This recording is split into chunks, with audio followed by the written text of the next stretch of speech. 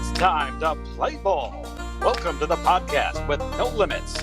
Whether it be sports, current events, or random thoughts, this is the place to step in and stay a while. Your host is a proud alumnus of Rio Hondo Prep, a former minor league baseball umpire, and a man with strong opinions. Welcome to the Get Home Safe podcast and your host, Matt Hersema.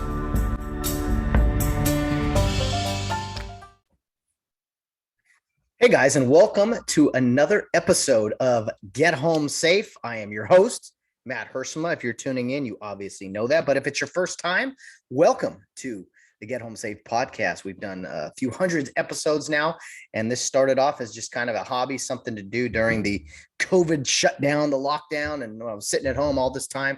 And here we are a few hundred episodes in, and the podcast has evolved.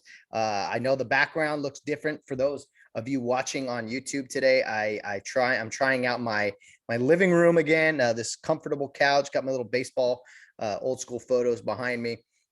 Just trying something new. When I first moved into this place, I thought I'd be able to set up here in the living room and make it work. I tried I did a few Christmas episodes, but then I was just doing it at the kitchen table with kind of the Get Home Safe podcast logo behind me. But I'm trying something different, something new. I thought I'd give you guys a look at the couch here that I sit at so often. And I think it is a little more comfortable than those chairs that I sit in at the kitchen table. Anyway, also doing just our computer screen camera, not doing the widescreen. And I'm not as close up as I normally am. This took like an hour of setup. I came in here to try something new. It's Monday afternoon. And I was just trying to all right, how quick can we do this? And I want to try anyway. One thing led to another. You guys know how me and technology and just, it's never easy. So anyway, I'm not complaining. I had a good weekend. We'll recap that. But first, I must speak to the tragedies going on around our country. Awful mass shooting in Buffalo, New York, and then another targeted attack right here close to home in Southern California, in Orange County, Laguna Woods to be exact, attacking a church while people were there worshiping. In Buffalo, as I mentioned, people were attacked while going to the grocery store, and just it makes you so sad and so angry that this type of stuff goes on somebody who's clearly not well in the head, and someone that was trying to kill as many people as possible, and targeted different targeted races, of course, and then targeted religious people, obviously in a church. So there's more that needs to be, I guess, let out to the public, and investigation and ongoing, of course. So I don't want to comment too much on it, just from the standpoint of anger and just sadness. I feel for everyone that not only is going through this, but people who've gone through this. This is such a life-changing event, and people lost their lives. I mean, they went to the grocery store just like all of us do, and didn't come home. And for the people that survived the ordeal, I just can't imagine the terror and the chaos and the absolute just being scared for your life and running to safety. And it's just horrible that stuff like this still goes on in our country. And of course, it's going to be politicized. It already has. And it sickens me when I hear that type of stuff. I know I talk about, gun rights here on the podcast, and the ability to protect yourself. And, I get very, I joke around also with just some of the current events going on and just give my 2 cents. But when something like this happens, I mean, you just stop and really, you really just look within, right? Not just to your everyday actions, but to those around you. And you got to go to the grocery store now, like looking around just to make sure it's safe. I mean, you go into, people can't worship without potential harm happening to them. And I think the bad people in this world, they want us to live in fear. They want us to live in fear, going to the grocery store, going to church. And it's up to us to not let that overtake us. Fear not, right? So many times God said, or the words have been said in the Bible. And this has always been something that's been on my mind. I'm out in the public a lot. I drive for FedEx, I drive for Uber and Lyft, and I like going to sporting events. I like going to things. So it's always been something that's on my mind. But if we live in fear, we've also seen the past 2 years, so many people living in fear and what that has done to us mentally and just as a society. I don't think that's a good place to be. And I'm not going to sit here and start preaching about guns and that it's not the time, but there are people that will politicize this stuff, and it does truly sicken me when it's not the responsible people in this country who are committing heinous crimes. It's criminals who commit crimes. And personally, the one thing I'll say about this is we have to get back to putting criminals in prison and keeping them there. This whole catch and release thing, this zero bail, whatever the reason, especially here in California, whatever the reasons for these things starting up, they've been bad ideas. Okay. We've seen more crime, more murders. It's not working, guys. So I'm sorry. Bad people need to be locked up. Some bad people need to be executed. All right. We can't just keep saying, well, it's okay, go back out into the public. I don't know anything about these two monsters, these animals, where I think there was a shooting in Houston too. So the three, I won't call them people because they're not.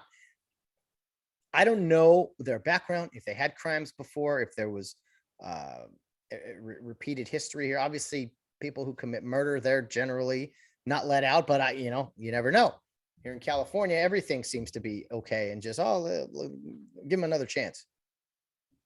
I'm sure we all know people who have screwed up and had to go to prison or, had to, I don't know anyone who's been on death row or anything like that, but we have to, if we don't enforce laws, if we don't hold people accountable for committing crimes, we're going to see lawlessness. We're going to see just atrocities. And I'm not saying that the reasons these shootings happen is because people were just let out of prison and, it was to,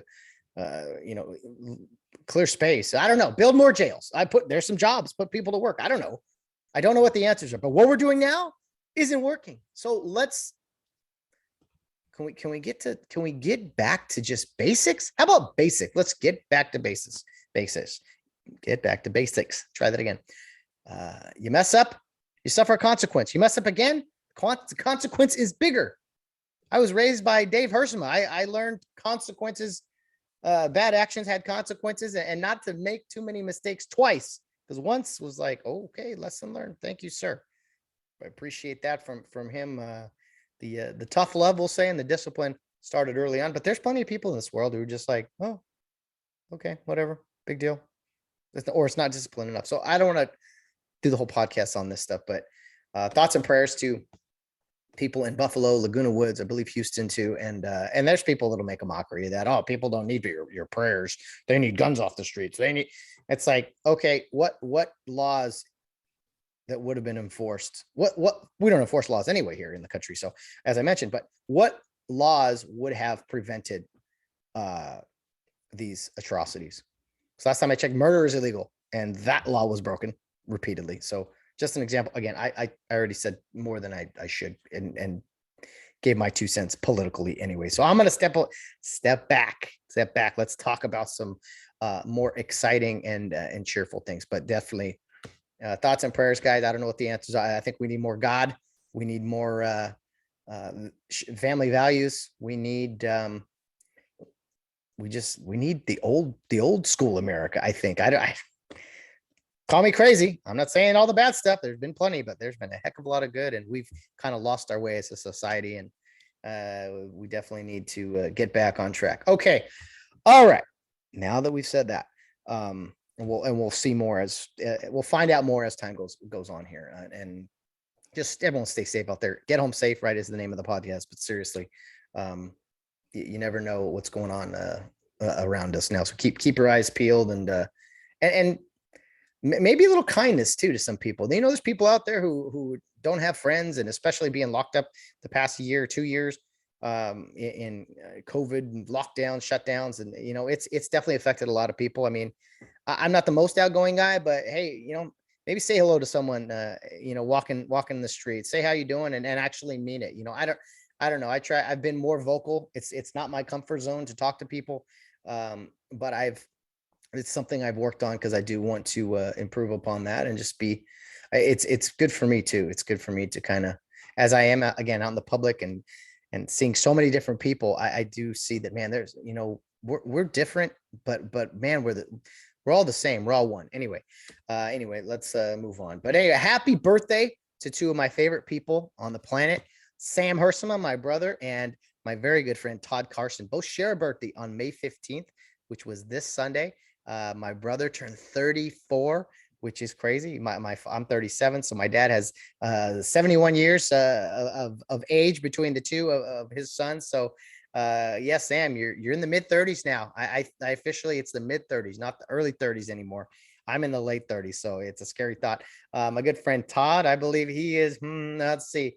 I'm not very good at math. Well, we won't say what Todd's age is, but he's still young at heart and one of my best friends on the whole world. And it was good seeing him briefly last week as we got to watch some Kings hockey as he was in town for Rio Hondo Prep softball, as he had a niece on the team. So that brings me to a few things. Happy birthday, Sam and Todd. Seriously, hope you guys enjoyed it. It was good seeing my brother over the weekend too. We celebrated, and anytime I get to hang with Sam is a good time.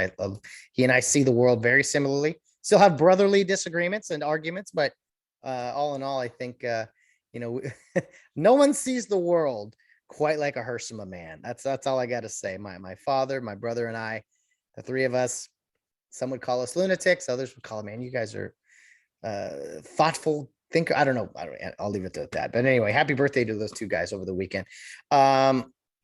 Big news regarding the podcast upcoming. Our podcast, obviously the Get Home Safe podcast, it's not going anywhere. I do continue to have guests on Fridays. It's just me, like today on Tuesdays, current events, my thoughts. Last fall, I did a podcast. One of my days was committed to Rio Hondo Prep football, my alma mater, very proud of, and great tradition there.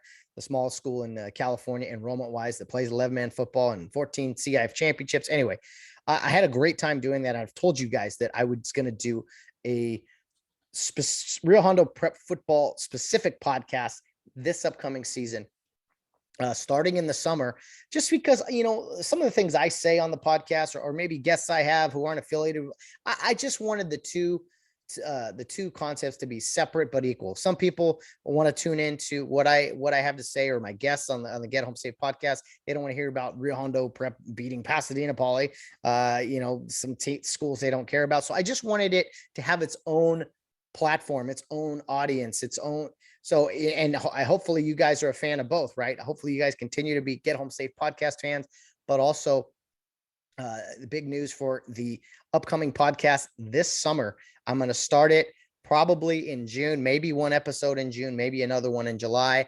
And then in August, we're going to try to go weekly as we build up to the Rio Hondo football season. And I've already talked with head coach Mark Carson. Just going to be a lot of fun. And I hope you guys will rate and subscribe to the podcast. I've already set up a YouTube channel. I've began the process of setting up the audio versions of it. Nothing recorded yet, but I have gone on social media and made a page for this brand new podcast upcoming. There's a Twitter handle, there's a Facebook page, an Instagram page. I would love for you guys to subscribe, because that is where info is going to go regarding the upcoming podcast. And the podcast is going to be officially titled A Charge to Keep, which those of you affiliated with Rio Hondo Prep will know. That is the title of the school's alma mater. It is the song that is sung at the end of every football game, win, lose, or draw. And it's just something that those words recited. I think that the team recites the words the night before with team dinner. I think they do it before the game together as well. I'm not sure, but A Charge to Keep. If you're Rio Hondo Prep faithful from the past, from the present, or the future, I think you know the words to that song just from singing it at Rio games. And so anyway, Twitter handle. So I almost did Get Home Safe. Our Twitter handle is Charge to Keep, no A, just Charge to Keep, or you can look up A Charge to Keep, and we're on there. Just look on these social media platforms. Just look for the Rio Hondo football logo. It's a big RH. It says football on the bottom. It's black. So that is the logo for all of the podcast, the social media platforms. It's all set up and ready to go. Same thing on Facebook. Just look up A Charge to Keep, and I think it's Charge to Keep podcast is kind of the what did you even call that? The at, when I say at, and then let me see. So I'm looking at it right now. Just look up A Charge to Keep, and then it's at the Charge to Keep podcast, if that's what you're dealing with. But it's anything you type in A Charge to Keep, you'll be able to find it. So I'm very excited. This is going to be all Rio Hondo Prep football content throughout the year. There may be some other Rio Hondo related stuff, when the boys are in the baseball playoffs, the girls are in the softball playoffs, I may go comment and do some interviews and things of that nature. So again, this is so that all the Rio Hondo Prep content is in one place, set separately from the Get Home Safe podcast content. So be sure to check all this out on social media. I would love it if you gave me a like, gave me a follow, because that just shows the audience. On Twitter, I think I already mentioned this, but Charge to Keep is the official handle. And again, just look for that RH football logo. It says let me see, RH. It's RH. So Charge to Keep is the handle, and you'll see A Charge to Keep as the title of the account. And same on Instagram, just to make sure we are covered here. We cover every base, we'll say. And I got to tell you, it's weird having 3 Twitter accounts, 3 Instagram accounts now. I'm just looking at every time I'm switching over, I'm like, man, I didn't used to have any of this stuff. Now I have 3 of everything for myself, the Get Home Safe podcast, and now the Charge to Keep podcast. So again, the handle is Charge to Keep for Instagram. And you can also just type in A Charge to Keep, as that is the official title of the Instagram account. So hope that all made sense. The plan is to have kind of an interview with Coach Mark Carson. Oh, dropped my baseball. Safe. The plan is to have an interview with Coach Carson in June, another one in July, and then in August as we build up to the season starting. I already posted the football schedule and everything that starts August 26th.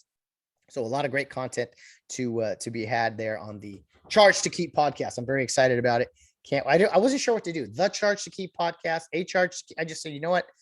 We're going to call it A Charge to Keep, and you can call it the Charge to Keep podcast, Charge to Keep podcast, whatever you want to do. But I think I don't know, Get Home Safe, Charge to Keep. I don't know. 3 words. It kind of works.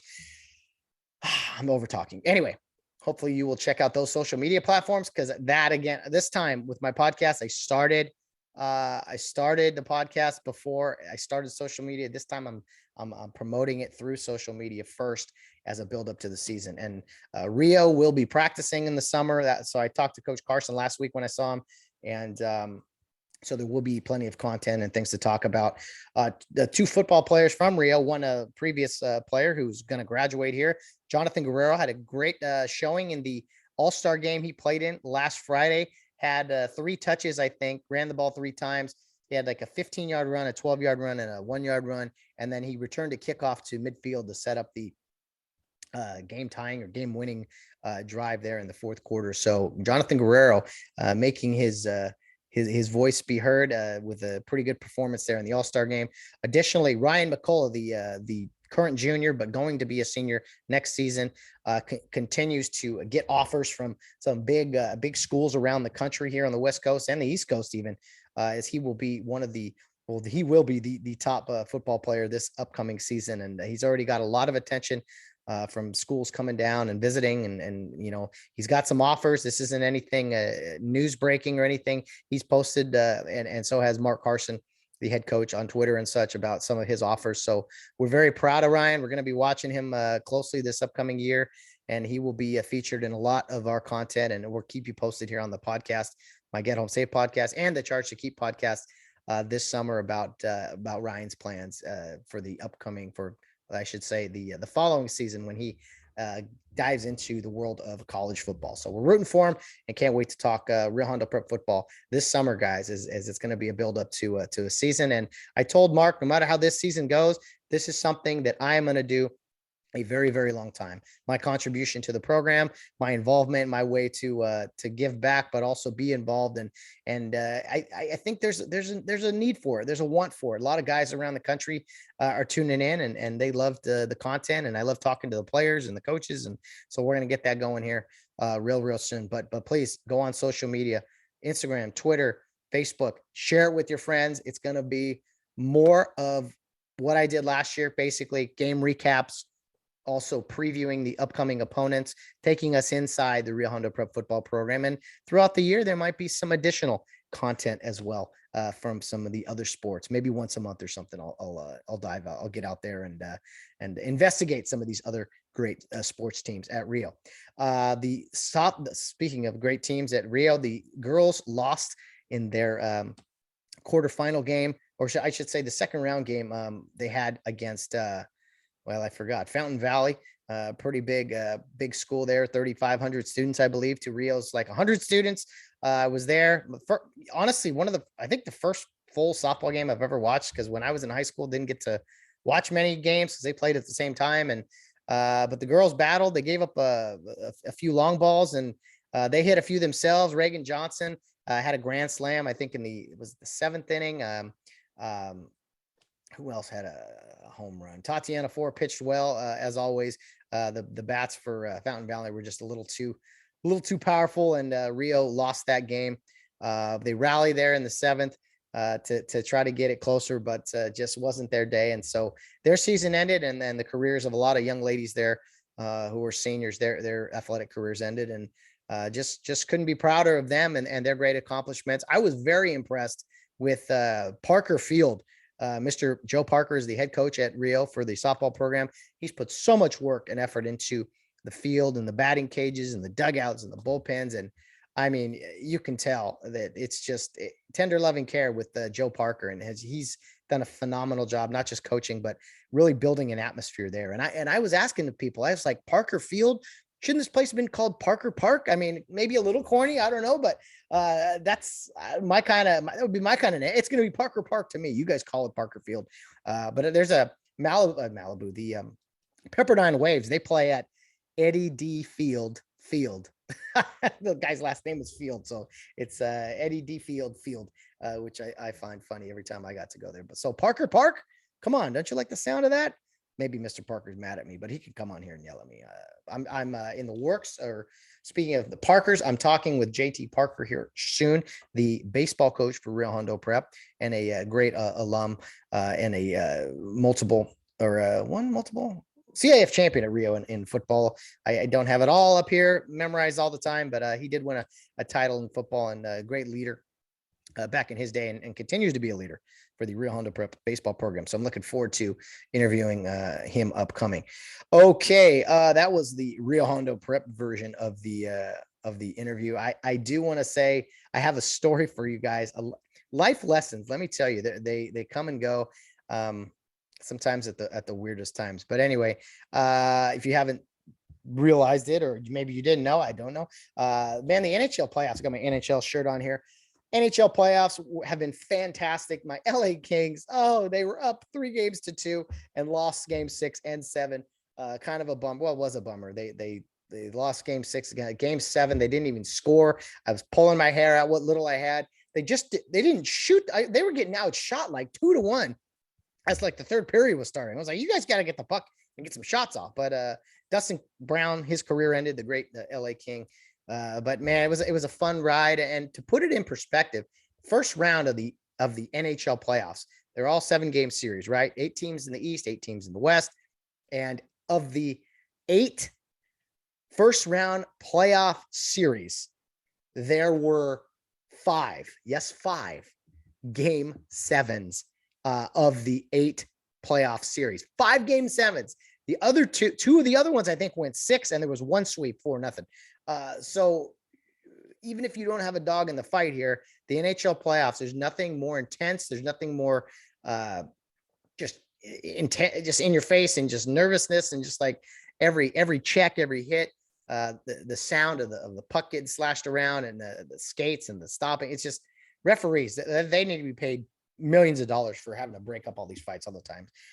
So the NHL playoffs have not let me down, even though the LA Kings did get beaten in 7 games. And that Connor McDavid for Edmonton, that dude's a stud. He's got to be one of the fastest skaters I've ever seen. Oh my goodness. I can't even say enough about it. He just scored with ease when he wasn't scoring. He was dropping dimes and assists, and just, it was so much fun to be able to watch intently all 7 games that the Kings played in. And it's some great wins. I think 2 out of their 3 wins were on the road. So that was cool. Unfortunately, 2 of Edmonton's wins were on the road as well in Staples Center. I'm not calling it crypto arena yet. I'm not ready yet. But the Edmonton Oilers, here's a stat. I came up with this, by the way. You guys can make fun of me all you want. The Edmonton Oilers last week, just in a 1-week period, had more playoff wins in Staples Center than LeBron James has had in 4 years. LeBron James, 1 playoff victory in Staples Center. Just one in 4 years. Not even a playoff series win in 4 years. 1 playoff win in Staples Center. Edmonton had 2 playoff wins last week. They won game 2 and they won game 3, and then they won game 6, unfortunately. So LeBron James, Mr. Playoff, Mr. King, Mr. Everything. I know they won an NBA championship in the AAU tournament, summer league, where they had a month off and got healthy and didn't have to travel, didn't have to do anything. I know. Sorry, doesn't matter. It doesn't matter. My point is still valid. Edmonton Oilers, 2 playoff wins in 1 week in Staples Center. LeBron James, 1 playoff win in Staples Center in 4 years. Guess that happens when, 3 of those 4 years. Okay, let's say, they won a championship in whatever in 2020. Yeah, cool. Not even 3 years. Twice you haven't made the playoffs. Once you lose in the first round. Only win 2 games in a series. Oof, pathetic. Pathetic, I must say. LeBron, who's Mr. Everything. Anyway, I'm gonna back off of that. I just needed to say that. The LA Kings, not the fake king. The LA Kings, thank you for a great season. And the future is bright. So many young guys who got some significant playoff experience here in the 2022 playoffs and the NHL playoffs. They continue. Saw a couple of game 7s on Sunday as I was licking my wounds from the Kings loss, and just such a good sport, man. Oh my goodness, I love it. I wish I could watch even more of it, but we'll have to wait until next year. But whoever wins this thing is gonna hoist that cup proudly, the greatest trophy in all of sports. Man, speaking of game 7s, I didn't watch this, but I saw the score. I was blowing up on Twitter. How do you lose game 7 at home, Phoenix Suns, by like 40 points? It was 33 points when it finished. You were down by 40 plus points at home in a game 7. Was it at home? I think it was at home. I'm not sure. Whatever. I think it was at home. How do you lose? Who's that on? Is that Monty Williams? Is that Chris Paul? Everyone praises Chris Paul. I think he's one of the biggest whiners in the league, but I happen to think a lot of those guys are big time whiners. Game 7 by 33 at home. I remember when the Lakers lost. I think it was game 6 in Boston in 2008. It's either game 6 or game 7. But they just got destroyed. And I mean destroyed. I think it was 08. Because then they played them again in 2010. And the Lakers won in 7. But I want to say it was game 6 or 7. And it was like the Lakers rallied to push the series later. And then Boston just killed them. The whole Kevin Garnett, anything's possible. That nonsense. Those guys had a brief window in time. Anyway, what else am I going to talk about here? I'm trying to be quick and don't hurry, as John Wooden used to say. So yeah, brutal Phoenix Suns. We had some great boxing here in Southern California this weekend. It was the big fight was at Home Depot Center, which then became the StubHub Center. There in Carson on the campus of Cal State Dominguez Hills. It's where the LA Galaxy play. It's where the Chargers used to play when they first moved here to Southern California, or to LA, I should say. And it's where the CIF State football championships have been many times before. Great venue, actually, for a smaller crowd, right? I think 20,000, maybe 30,000. But they did this fight in the little arena next to that stadium. in kind of it's a tennis arena mostly, but they put a boxing ring there and it's outside. And it was a title fight between Brian Castano and Jamal Charlo for the undisputed super welterweight division, which is 154 pounds. And Jamal Charlo, it was a great fight back and forth. And I think it was the 10th when Charlo had an epic knockout of Castano to take all 4 belts. And this happened right in our backyard here at Dignity Health Sports Park. Now, I just talked about Parker Park at Rio Hondo, and I'm not calling it Crypto Arena yet. I'm sorry. I'm just not ready. It's still Staples Center to me. But Dignity Health Sports Park, can we think of a more lengthy, meaningful, just verbal name? Dignity Health Sports Park. I like kind of like 1 or 2 words and then the stadium, Staples Center, Home Depot Center, StubHub, like make it flow 4 words. This Dignity Health Sports Park. It doesn't sound good. I know they probably paid a lot of money to get the naming rights, but it's just too wordy. We're getting too wordy with our stadiums, I think. And I don't sign any checks. I know it's not, I don't get a vote. I'm just saying, yeah, we're live from the Dignity Health Sport. And it was funny. The broadcasters, they started talking about how it's actually called they've actually renamed it, at least when they do fights there, to the Punch Bowl, which I thought was really cool. The Punch is a great little venue. I would love to go. And, had I known earlier about tickets and such, I would have. But congrats to Jamal Charlo, the undisputed super welterweight champion. If you next time he fights, you guys definitely need to check him out because man, he had a pretty epic knockout. I mentioned NBA already, but the Memphis Grizzlies, I may be a new fan. I don't know if they were eliminated or not, but I posted a photo of their head coach. It was actually a photo sent to me from a friend, an umpire in the minor leagues, minor league baseball currently. And he said, "How long have you been coaching Memphis?" And I mean, this guy, I didn't even look up his name. Man, I'm honored that I look like him. I guess, he's got the facial hair, the receding hairline, and the same build and everything. And I had to stare at it a few times. I'm like, man, that does look like me, or I look like him, however you want to say it. But I got some good laughs on Facebook. So if you haven't seen that, or you don't have social media, check out the Memphis Grizzlies basketball coach in the NBA and tell me what you think. Because yeah, a lot of people were like, oh my goodness, that's your twin, that's your doppelganger. And when someone usually tells you, oh yeah, that guy looks like you, and you're like, okay, yeah, right. But this guy really, really did. And it's man, I was blown away and like thinking, maybe I need a Memphis Grizzlies jacket and I could be him for Halloween. Anyway, big story. I try to share my experiences with you guys.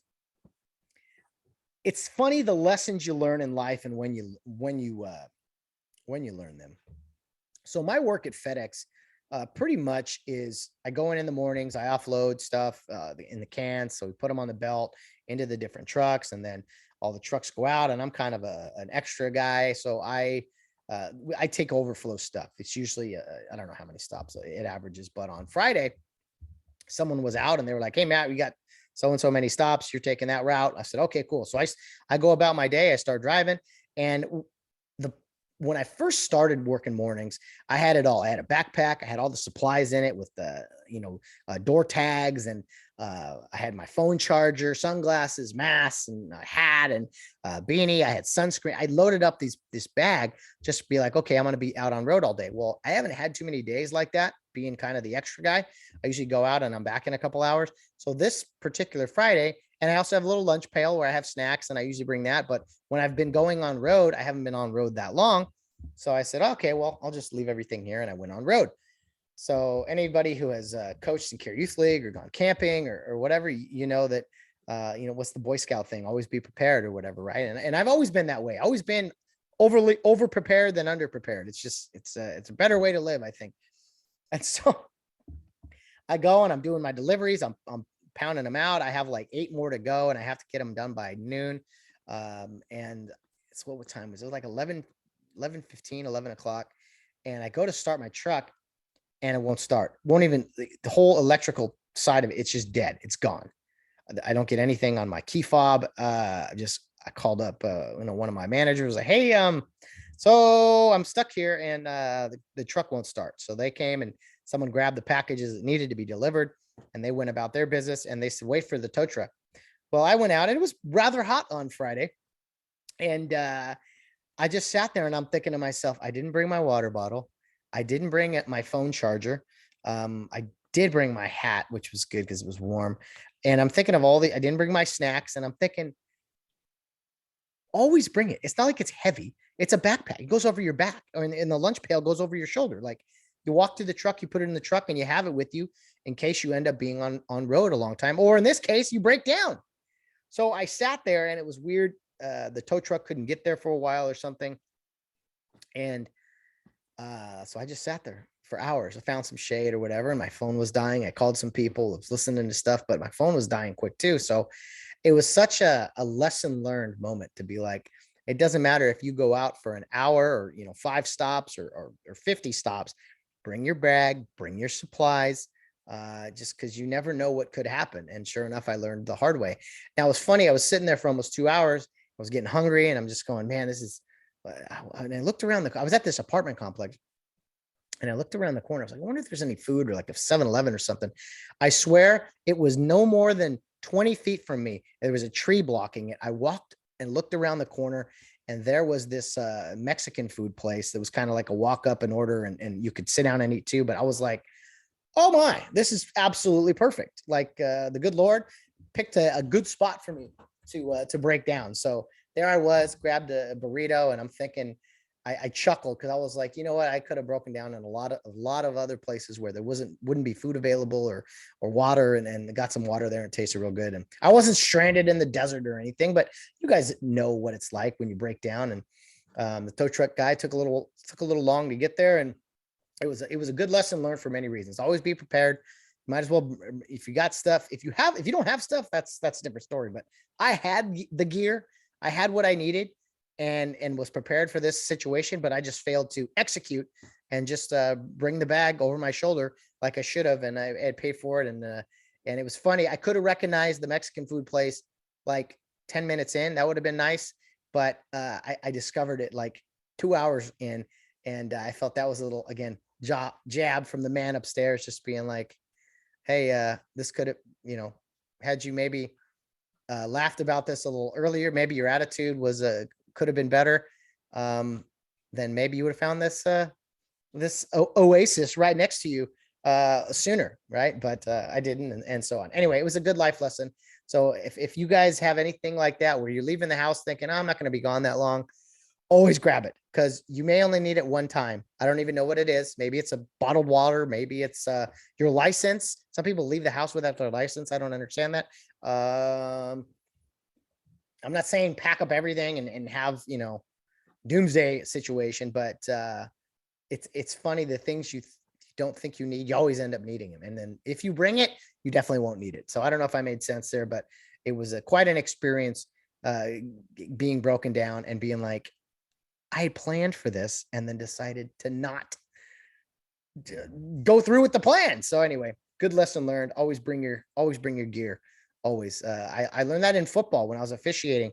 I used to go and watch games, right, of the guys working, and after a few games, that some guys would say, "Did you bring your gear?" I said, "No," and they said, "Always bring your gear in case someone goes down." And sure enough, I probably went to, I don't know, 50 games as a spectator watching over the course of a couple years, and 2 or 3 times, sure enough, someone pulled a hamstring or got run over and they needed a guy, and there I was. I ran to my car, threw my stuff on, and got some work. So that's kind of the opposite of how my work story worked out this last week. But anyway, I thought I'd share that with you guys because it was just funny. And then of course, pick up the tow truck guy picks me up, and this dude, I'm not gonna say he was weird, but he was just full of energy and just a little odd duck, but good guy, towing me and getting me out of there. And then I go into the cab of the truck, and there, sure enough, there's 2 giant monster energy drinks that he's been drinking all day. I'm going, okay, I get it. Full energy. Cool. Good stuff.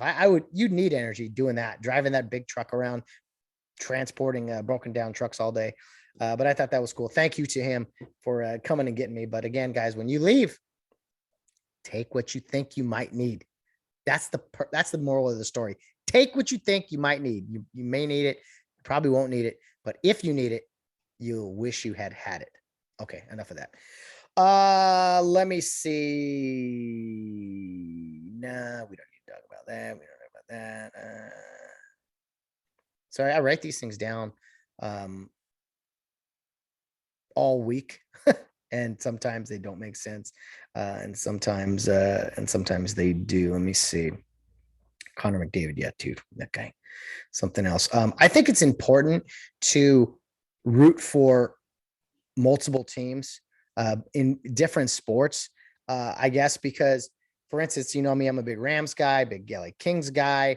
The LeBron-less Lakers, I was a fan of, and Dodgers, that kind of faded, but I still take interest. And you have your different team. I think it's healthy and it's good. If you put all your investment, all your chips into one team, then when that team loses, you got nothing else to like go to. So I don't know how people do this. Like the Rams have lost 36 years or 34 years of my life, and 2 Super Bowls in there. But to have to carry that, you need something to fall back on, right? I'm not saying it's like a rebound thing, like when you get broken up with or something. It's like, oh, all right, let me, just get a rebound date or something. No, I'm not saying that. I'm saying that analogy doesn't work. But what I'm saying is, it's nice to be able to go from sport to sport. Okay, now I'm putting my time and effort into this. Oh, they lost now. It really is rough when your team loses and then there's nothing for like months. Like this happens in the summer, you have baseball, but like once the summer hits, it's like we're just waiting around for football season to start again. And then right after that, hockey goes and basketball and baseball finishes up. But yeah, the dog days of summer, just 160 something games, which we'll be in the middle of here soon. And I think it's important to have a couple different loves in your life, so that maybe one you love the most. I love the Rams, probably the absolute biggest and the most. But when their season ends, I can talk about it and stuff, especially bragging about a Super Bowl win and everything. But you need something else to kind of keep you going, something else to for a vested interest. It's like even those fans down in the South, the diehards, right? The SEC football fans, they love their football, but they'll dabble in some college baseball as well. That's how they get all these great crowds and things. So it's important to have hobbies and multiple interests. If you put all your eggs into one basket, that basket might break a time or two. The Joe West podcast. These are words I never thought I'd say. Look if you're a baseball fan, you have to listen to this podcast. If you love umpires, you got to listen to this podcast. If you hate umpires, you got to listen to this podcast. It's phenomenal. It's Cowboy Joe. It's Michael Claiborne, a member of the St. Louis Cardinals broadcast team. I believe a former player, just talking with Joe West about his career, memories, moments, stories. Guys, Joe West is a boatload of knowledge. It's called 5460 because that's how many games he worked in the major leagues, 5,460. You got to listen to this podcast. I'm telling you, it's awesome. You'll get an appreciation for Joe West. I think he could be probably hated over the years. Oh, he's just an old, whatever. People don't like umpires, and I get it. And I'm going to defend umpires usually, but this podcast, I listened to the first 3 episodes. Oh my goodness. It's so good. You gotta listen to it. Baseball history, stories behind the scenes, conversations with players, a bunch of Joe West jokes, things he said on the field in significant moments. It's unique. I'll say this. You've probably heard baseball podcasts before. Maybe you hear me talk about officiating on this podcast, but Joe West, one of the greatest to ever do it. Someone who's worked, more games than anybody. Think of all the games he's seen, all the just interesting moments he's been a part of, and how many times you sat on the yelling at your television screen at Joe West or whatever. You got to listen to it. It's great. Again, if you're a baseball fan, it's a can't miss. And again, if you hate umpires, you love umpires, you're in one of those 2 camps usually. You'll definitely enjoy it as well. So check it out. Let me know what you think. Tell me if I was dead wrong or not. But I hope if you're still listening to me, you probably respect some of not my opinions, but some of my choices, we'll say, in media, podcasts and such. So be sure to check that out. I can't suggest it enough. Tom Brady Tom Brady's going to make more years as a broadcast, more years. He's going to make more money, slow down, more money as a broadcaster in half as many years as his playing career. Playing career, he roughly made $300 million in 20 years, 22, whatever it is. He's going to make $375 million over the course of 10 years being a Fox Sports broadcaster. Tom's been a lot more active on social media the past few years. He's had all kinds of documentaries and things. He loves to watch film. I think he's going to be perfect as a broadcaster. He knows kind of what to say, when to say it. I have a feeling he's not going to quite be the overly dramatic type of guy like Tony Romo is. A lot of people love him. He's just not my style, not what I like listening to. But I'm curious how this goes with Tom Brady, who's been overlooked, underappreciated up until he started winning Super Bowls. And even then, there's an argument to be made that, he just always has this drive about him. So the guys don't always transition great from the field to the broadcast booth, but I'm curious about this one more than anyone else I've ever seen. Because everyone's going to be picking him apart. I think it's a big, I don't know, excuse the term, screw you to all the fans out there who hate Tom Brady to be like, hey, guess what? I'm retiring, but now I get to call your team's games and ruin your team's games if you happen to play on Fox and be the big primetime game of the week. So rather funny news there that I definitely wanted to touch base on or to bring up. The NFL schedule was released last Thursday. That was awesome. I sat here, the LA Rams, the world champion LA Rams, start the season for everybody, kick it off where it ended last year in SoFi Stadium, hosting the Buffalo Bills. Von Miller returns to LA, Josh Allen, big anticipated matchup. That's going to be so much fun. I can't wait for September 8th. Let's go. And the Rams may lose by 30, but I don't care. They're Super Bowl champs. No one's taking that away. And where did your team land? I think the Rams are going to be in prime time quite a bit. 2 Thursday night games, 2 Sunday night games, Monday night games, a Christmas Day game. Pretty awesome there. So you'll be seeing plenty of the Rams this season, guys. And I know many of you will be rooting against them because you can't stand me cheering them on and talking so much about them. And don't worry, I got plenty more for you this upcoming season. You'll be tired of hearing me vent about the Rams by October, I'm sure. But I can't wait for that. The schedule's fun to look at and dissect and maybe think about, okay, which game would I go to or want to go to? And there's plenty on there. But till I get some donated tickets, I'm probably not going to a Rams game for quite some time. But they got some great ones on there. They host the Raiders. The Raiders. They get a road game against the Chargers in SoFi Stadium. So that's cool. They go to Tampa Bay. They go to Kansas City.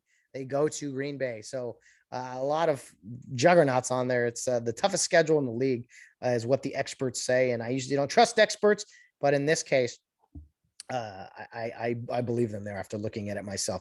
Okay. The junior college baseball regionals here in Southern California are set. Palomar from San Diego going to Saddleback down there in San Juan Capistrano, and then Riverside plays at Glendale. So kind of 2 different locations that you could get to if you're looking for a game. I'm telling you, Friday, Saturday, Sunday, just a 3-game series. Whoever wins 2 gets to, it used to be Fresno, to advance to Fresno and play in the 4-team state championship, 2 teams from the north, 2 teams from the south. Very, very cool stuff. I watched a little bit of the Palomar game 3 on Sunday online here as they defeated Santa Ana to advance. Some would say, oh, it's just like high school ball. Yeah, it's 13th grade baseball, but it's pretty intense. It's some good players that probably could have been playing D1, but maybe weren't as responsible as they should have been or whatever. There's a whole laundry list of reasons why guys end up playing JC ball, and the good teams, such as the Final Four here in Southern California, are playing good ball for a reason. So some great programs there. Riverside at Glendale, again, Casey Stengel Field there in Glendale, across the street from Glendale JC, and then Palomar at Saddleback there in San Juan Capistrano in South Orange County. So if you're looking for some playoff baseball, I highly recommend getting out to one of those 2 sites, maybe going to one of each, Friday, Saturday, Sundays, if necessary, of course. If one team wins the first 2, it's over, and they will advance. But it's the final 4 teams of the Southern California junior college baseball postseason. These are known as the sectionals this weekend. So whoever the 2 teams win, they will advance to face 2 teams up in Northern California, from Northern California, to determine a California state champion. I got to work that in 2015. No, doesn't seem 15. I lose track of all these years, man, but it was a good time going up there working a little 4-team double elimination tournament. 6 of us umpires selected, and got to work the first game of the series, and then game 7, both of those on the plate. So one of my fondest memories actually from my umpiring days. Some people would be like, Matt, really, junior college baseball? But yeah, I it was a good experience, and something I look back on that was quite memorable. Guys, when you get in a Uber or Lyft, whatever rideshare platform you take, don't ask the driver, in this case me, hey bro, I just met you and you're giving me a ride, but can I connect to Bluetooth in your car? No, you can't connect to Bluetooth in my car. What is wrong with people? We've forgotten that you're getting in somebody else's vehicle. This isn't some taxi, and this isn't a limousine that you would get in, and maybe you have controls of the radio. That was another thing when guys started playing with my radio. Most people don't do that, but I've seen that some people will request things. It used to be the auxiliary cord that people, hey bro, you got an aux cord, and young college. Can I say chicks? Is that allowed? Young college young ladies were the worst, the worst culprits in that. Do you have an aux cord? No, I don't. What's that right there? It's not an aux cord, or it's a cord that only goes into my phone. So don't have Bluetooth. That's very private. I don't want your information into my car. It's like, because we're riding other people's cars now, and we post everything we do, all the food we eat and all the places we're at, we've lost control. We've lost the ability to like figure out what is right, what's like just what's proper. Like I have a tough time. I seriously have a tough time asking someone what time it is. So I'm like, oh, you're an idiot. You don't have a phone. You don't have a watch. What's wrong with you? Like, sorry to bother you. But to ask someone can I connect to Bluetooth in your car? No, you can't. And you just earned yourself 3 out of 5 stars with that stupid statement.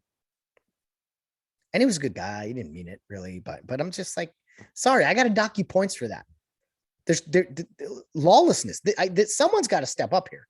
There's got to be some type of discipline for these types of things. Anyway, that was my odd Uber moment of the week.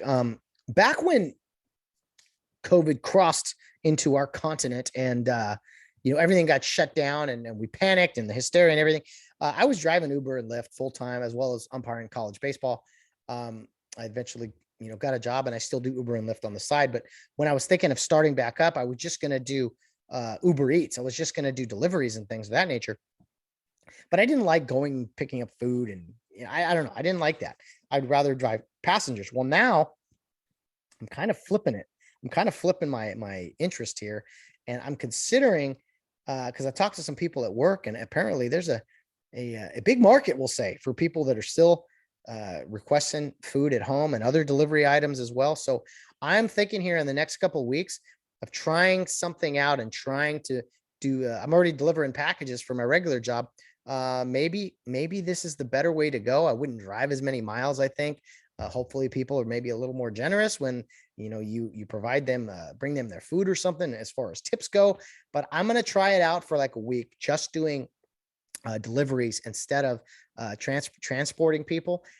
And I'm going to see how it goes. I have a feeling this could be good. I don't love grabbing and bringing people food, just on the delivery boy, but hey, I'm also driving people around, and that can get old real fast and end up in Santa Monica or LAX or, down in San Diego. You end up all kinds of places all over the place. And then it's like, all right, I got, it's going to take me 2 hours to get home. So I'll keep you guys updated. How about that? Maybe next week or the week after, how my Uber Eats journey is going instead of passengers, because the best part of my FedEx job is generally I don't have to deal with people. I'm bringing them. It's just packages, right? Packages don't talk back or pick you apart.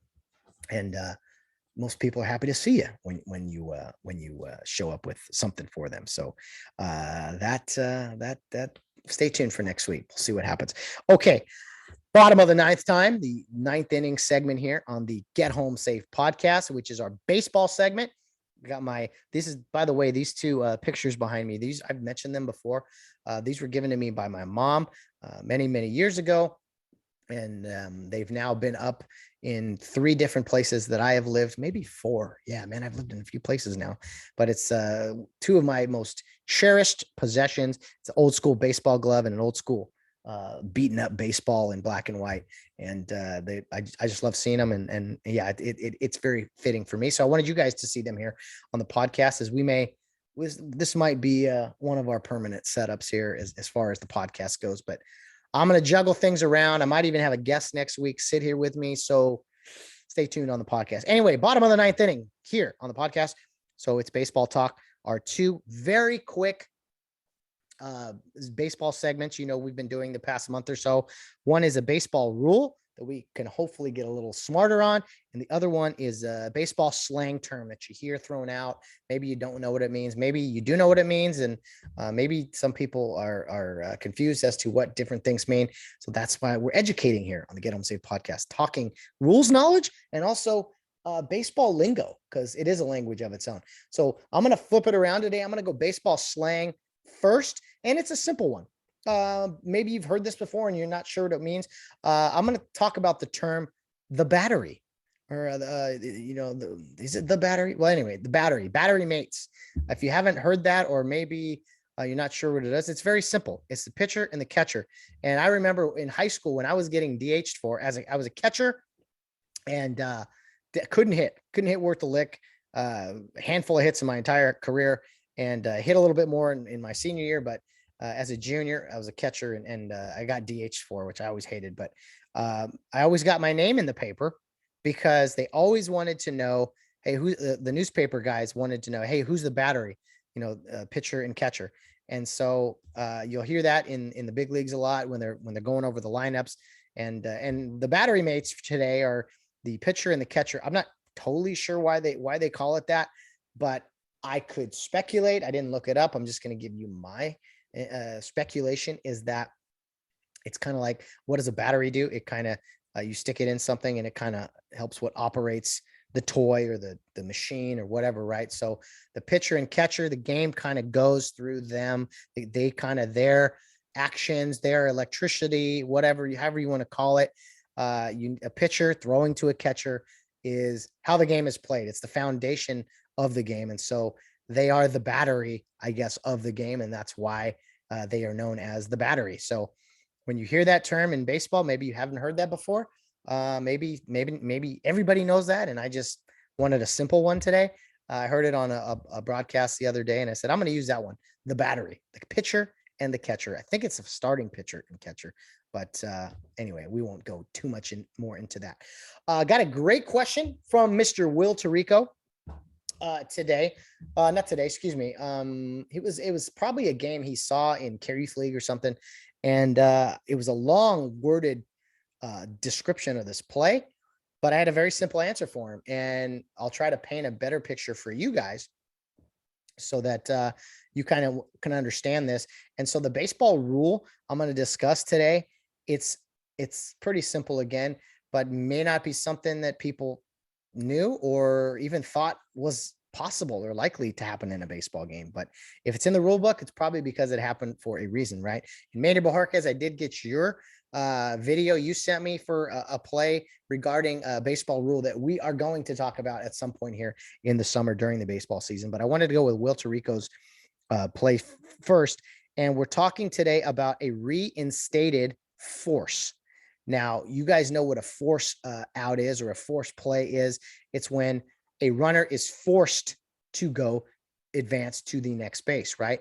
It's not an appeal play where if you catch the ball and he's trying to get back to the base he left early on, that is not a force out. You're not forced to run there. You have to retouch that after a catch, and they're appealing that you didn't retouch it or tag up. It's not a force, but a force play, you really have nowhere to go, right? If you're on first, the ball's hit, you have to advance to second. If you're on second, the ball's hit, and there's no one at first, you're not forced to advance. So a force out is an out that you don't have to physically tag the base runner. You can secure the baseball and just have any part of your body touching the base, and the that forced runner would be out. But what Will asked me was a play where, for instance, a runner is forced to a base, he advances, he touches that base, and then for some reason retreats back to where he came from, and then there's a play made on him. Is it still considered a force out? And the answer is yes. I didn't pull up a term or anything. This is just the rule reference or anything. This is just something that I know. But here's the play that Will described, and I'll try to maybe if this doesn't make sense, I'll maybe come up with something else. But can you explain this? Bases loaded, 2 outs. The ball is put in play on the ground. The runner from first advances to second and touches the base. Then for some reason decided to return to first. Runners from second and third both score. Can a play be made back at second and be considered a force out, even though the runner already advanced to second and then returned to first? Or do they have to make a tag on the runner from first? Now, a couple things here. Where you would see this is actually, I've seen it happen in a college game, not me in the big leagues, but witnessed it. Let's simplify this and go, say it's a runner on first only, hit and run. So guy stealing the base and the ball's hit up in the air, maybe popped up to short center field. He slides into second, not knowing where the ball is. He sees, oh man, the ball's in the air. I got to get back to first. He starts running back to first. Center fielder loses it in the sun, drops it, and now throws to second base because the runner from first is forced now to second base. Even though he touched the base already, started to go back to first. This is just a likely scenario for you guys. It is still a force out, and it's known as a reinstated force. Just because you legally touched the base that you were forced to, if you then vacate that and try to return, it's not like if you overrun the base. So if you're running to second and you round second, maybe thinking to go to third and then come back to second. No, that's not a reinstated force. It would have to be as you touch the base and start to return to your previously occupied base. Then the force would be reinstated. In Will's scenario, he said it was 2 outs. Now, if you're forced to second base and say the batter ends up out,